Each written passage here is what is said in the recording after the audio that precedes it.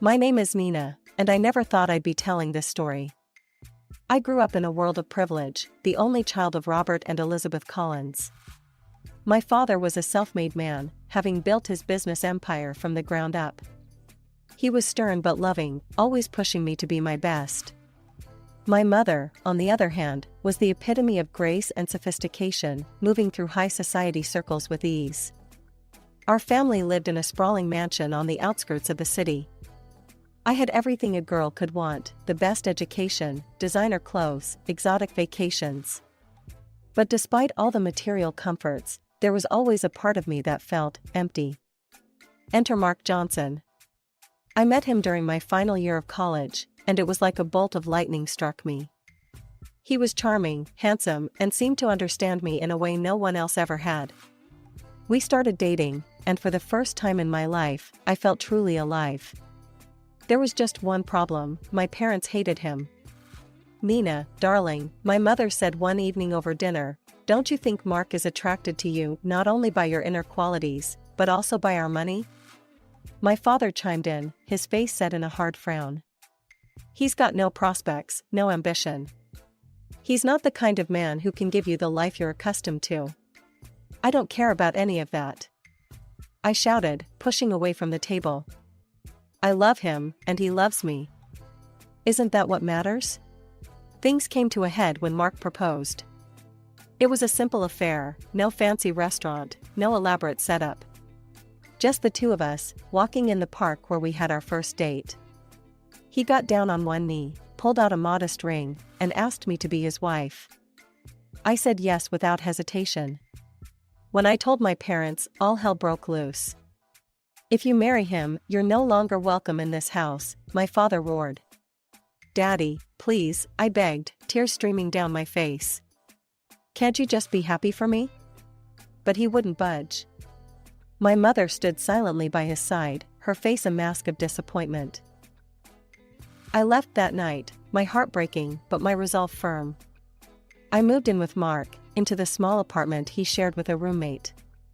It was a far cry from the luxury I was used to, but I was determined to make it work. The weeks leading up to the wedding were a blur of planning and stress. I kept hoping my parents would come around, that they'd realize how much their presence meant to me. But as the big day approached, it became clear they weren't going to change their minds. As I walked down the aisle, I scanned the faces of our guests, still holding out hope that I'd see my parents. But they weren't there. For a moment, sadness threatened to overwhelm me. Then I saw Mark, standing at the altar, looking at me like I was the most beautiful thing he'd ever seen. In that moment, everything else faded away. My parents' absence, the modest surroundings, the uncertain future, none of it mattered. I was marrying the man I loved, and that was enough. After the wedding, Mark and I moved into the luxury apartment in the city center that my beloved grandfather had left me. It was a stark contrast to Mark's old place, spacious, with high ceilings, and a view of the city skyline. I spent days decorating it, trying to make it feel like our home. As the days turned into weeks and then months, we settled into married life. Mark threw himself into his work at a local marketing firm, often coming home late but always with a smile and a kiss for me. I busied myself with setting up our home and volunteering at a local animal shelter. About a year and a half after our wedding, our lives changed forever. I still remember the day I found out I was pregnant. My hands were shaking as I held the positive test, a mix of excitement and terror coursing through me. When I told Mark, his face lit up like a Christmas tree. "We're going to be parents," he exclaimed, picking me up and spinning me around. "Nina, this is amazing." When our son, Jacob, was born, I was overwhelmed with love. He was perfect, 10 tiny fingers, 10 tiny toes, and a shock of dark hair, just like his father's. Through the haze of exhaustion and joy, I snapped a picture of him and sent it to my parents. I waited for a response. A call, a text, anything. But there was nothing but silence. "They'll come around," Mark assured me, seeing the hurt in my eyes. How could they resist this little guy? I tried to push the disappointment aside and focus on our new family. A few months after Jacob was born, I decided it was time for me to get back to work. I found a part-time position as a manager at a local boutique. Balancing work, a newborn, and keeping the house in order was a challenge, but I was determined to make it work. I'd wake up early to feed Jacob, drop him off at daycare, work my shift, pick him up, make dinner, clean the house, and collapse into bed, only to do it all over again the next day. But as Jacob neared his first birthday, I started to notice changes in Mark. He became more distant, often coming home even later than before. When he was home, he seemed distracted, always on his phone. "Everything okay at work?" I asked one night as we got ready for bed. "Yeah, just busy," he mumbled, not meeting my eyes. "Big project coming up." As I drifted off to sleep that night, Jacob's soft breathing coming through the baby monitor, I couldn't shake the feeling that something was off. But I pushed it aside. We were happy, weren't we? We had a beautiful son, a lovely home, good jobs. What more could I want? The changes in Mark became more pronounced as time went on. One evening, as I was putting Jacob to bed, Mark cornered me in the nursery. "Mina, we need to talk," he said, his tone unusually serious. "I think you should quit your job." I blinked, sure I had misheard him. "Quit my job? Why?" "Look around," he gestured vaguely. "The house is a mess. Jacob needs more attention. I think it would be better if you focused on being a full-time mom and housewife." I felt like I'd been slapped. But I love my job. And I thought we were managing just fine. Mark's face hardened. "Well, we're not. I'm the man of this house, and I'm telling you, it's time to quit." We argued late into the night, but in the end, I gave in. I told myself it was for the good of our family, that Mark was just stressed from work. The next day, with a heavy heart, I handed in my resignation. At first, I threw myself into my new role with gusto. I deep cleaned the apartment, tried new recipes, and spent hours playing with Jacob. But as the days wore on, I found myself missing the structure and satisfaction of my job. Meanwhile, Mark's behavior continued to change. He started coming home later and later, often smelling of alcohol. Our bank account, which I had access to, showed mysterious withdrawals. One night, as I was folding laundry, I confronted him. "Mark, where is all our money going? We're barely making ends meet." He exploded. "Maybe if you knew how to budget properly, we wouldn't have this problem." I recoiled, shocked at his outburst. This wasn't the man I married. Things only got worse from there. Mark began criticizing everything I did.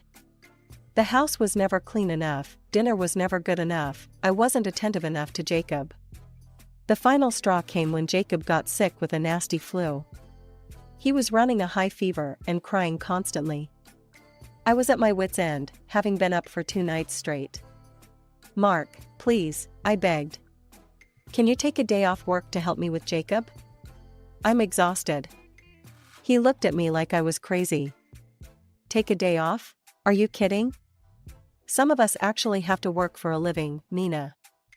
The next day, he came home with a suitcase. "I'm going to a hotel for a few days," he announced. "I need to rest after work, not listen to a screaming kid." I was stunned. "You're leaving us? Now?" He shrugged, already heading for the door. "Taking care of Jacob is your job, not mine. Call me when he's better."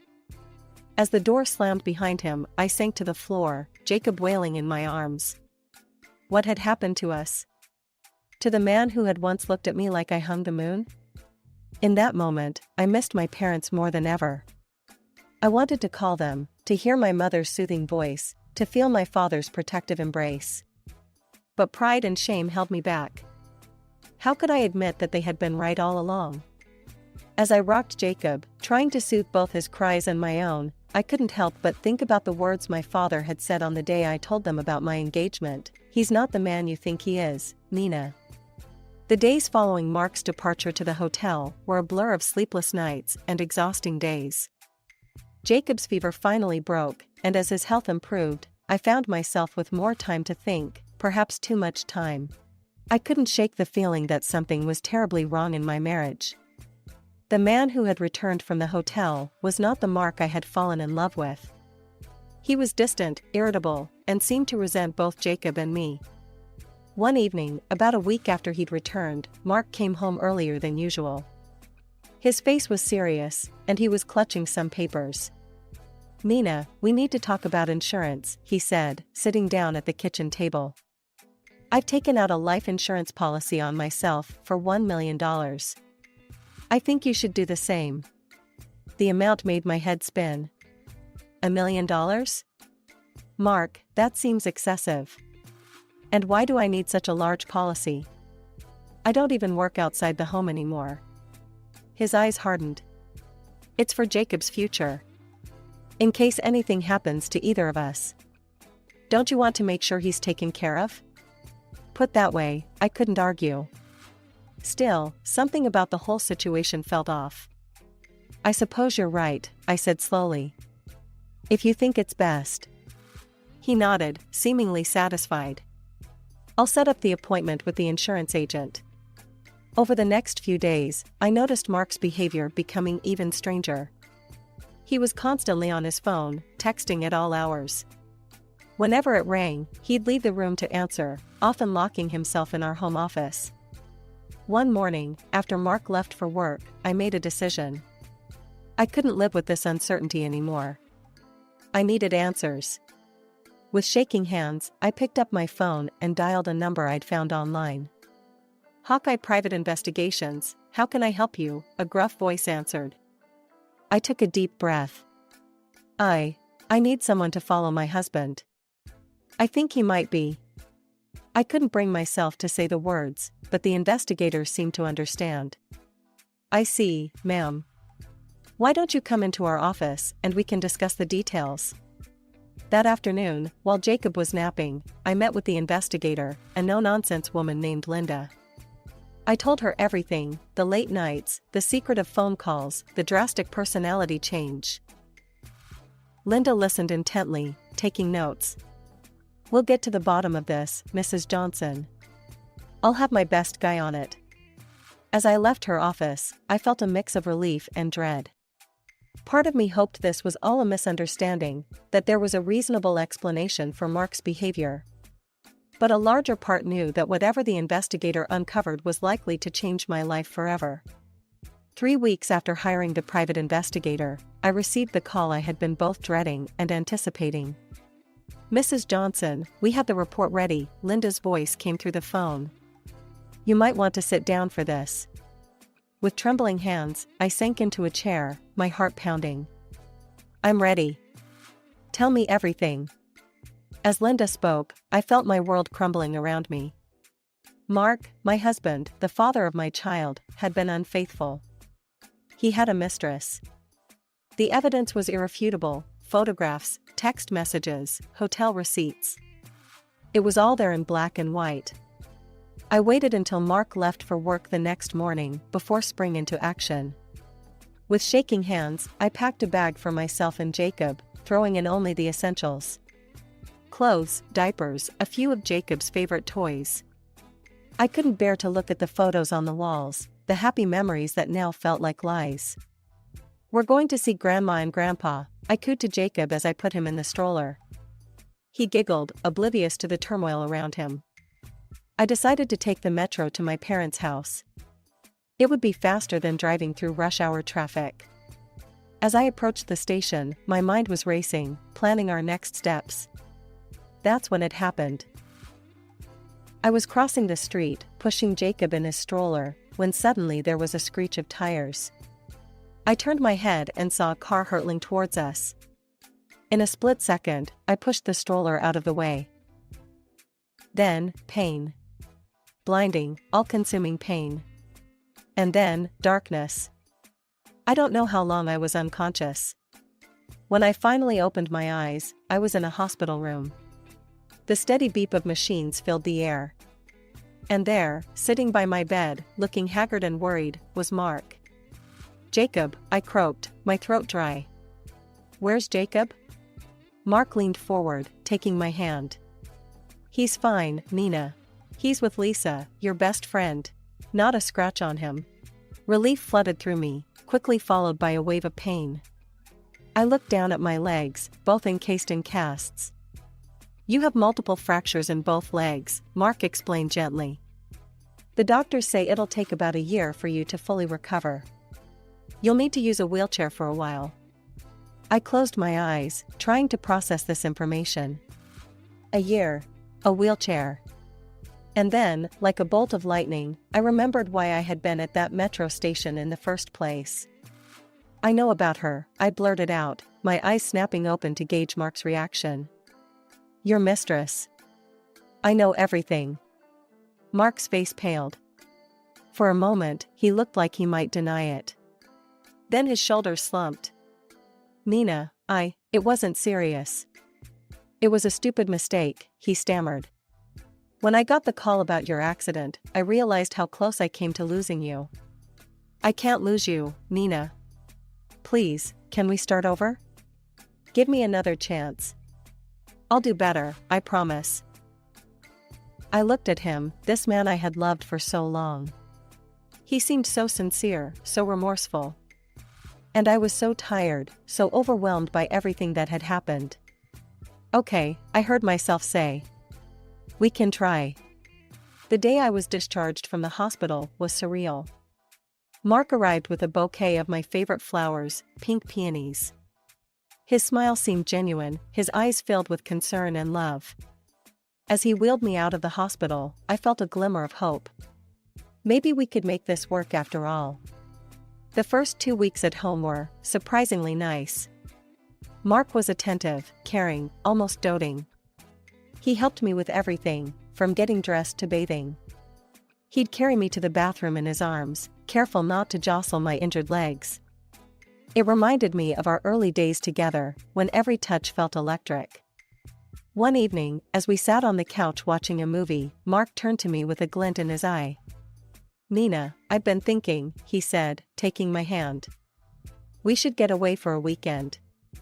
Just the two of us. To celebrate your recovery and, well, us. My heart skipped a beat. Really? Where? I found this cozy little house in the mountains, overlooking a beautiful canyon. What do you say? I couldn't help but smile.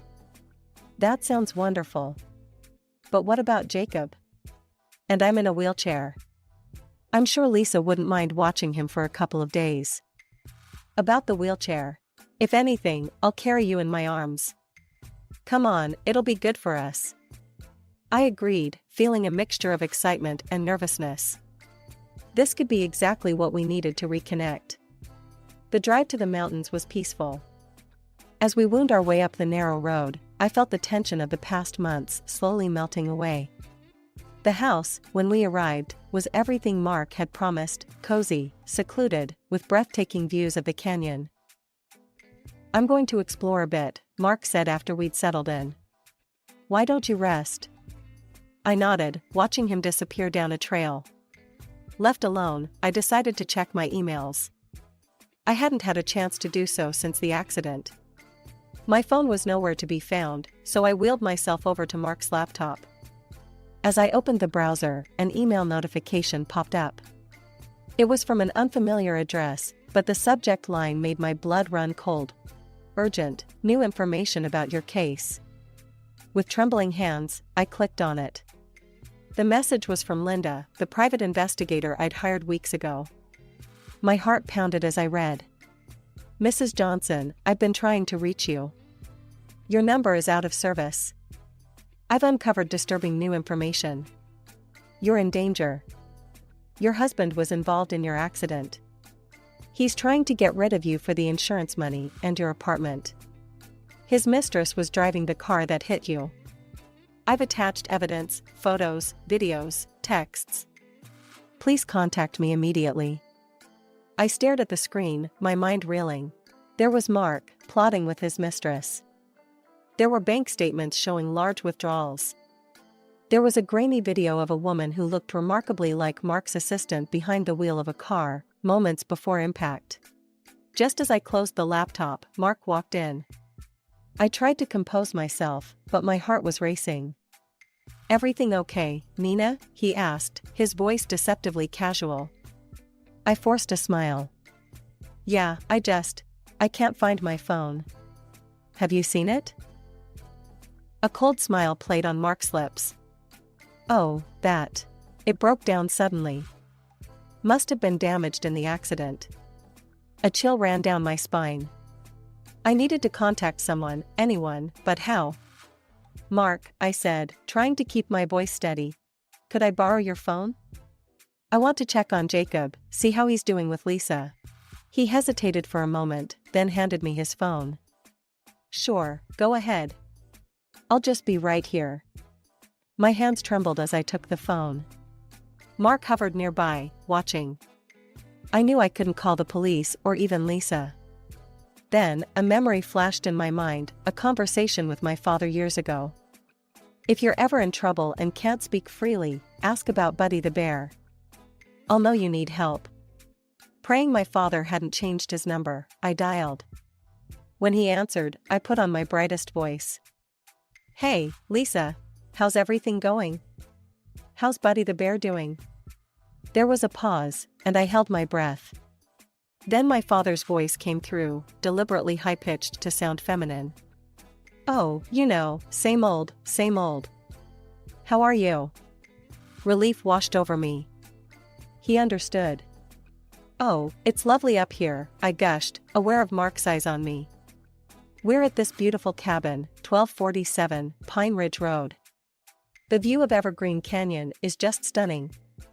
I see, my father said carefully. When do you think you'll be back? Oh, I dream of seeing you right now, this very second. I said emphatically. I miss you guys already. After exchanging a few more pleasantries, I hung up. Mark seemed satisfied, not suspecting anything amiss. As evening approached, Mark suggested a walk. The sunset over the canyon is beautiful. We shouldn't miss it. Fear gripped me, but I knew I had no choice.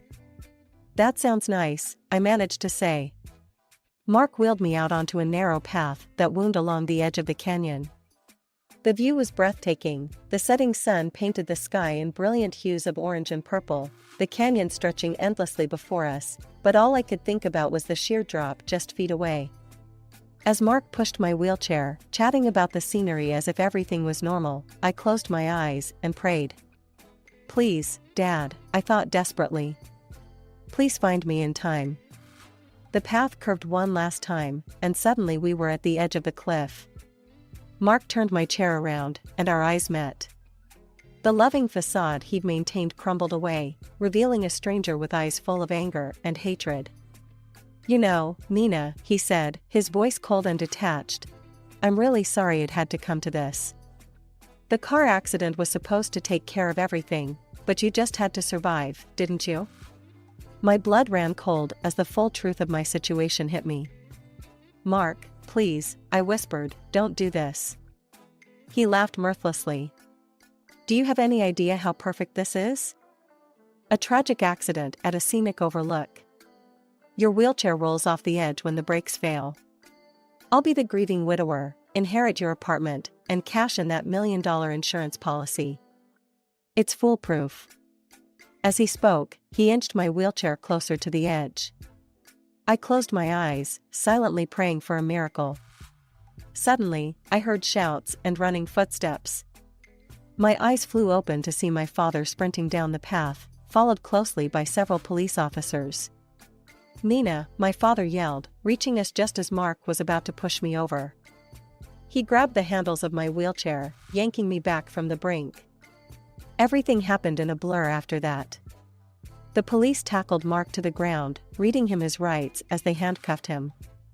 I sat there, shaking, as the reality of what had almost happened washed over me. My father knelt beside my wheelchair, pulling me into a tight embrace. I broke down, sobbing into his shoulder. I'm so sorry, Dad, I choked out between sobs. You were right about him. I should have listened to you. He stroked my hair gently, his own voice thick with emotion. No, sweetheart. I'm the one who should be sorry. We let our pride keep us apart. Can you forgive us for not being there for you and Jacob? I nodded, unable to speak through my tears. We stayed like that for a long moment, years of hurt and misunderstanding melting away. In the weeks that followed, everything changed. I filed for divorce, and with the overwhelming evidence against him, Mark was sentenced to prison for attempted murder, along with his mistress who had driven the car in the original accident. I sold the apartment that held so many painful memories and bought a new one, close to a good school for Jacob and just a few blocks from my parents' house. I moved back in with my parents during my rehabilitation. It was a year of healing, both physically and emotionally. My parents doted on Jacob, making up for lost time with their grandson. Slowly, I learned to trust again, to smile again, to hope again.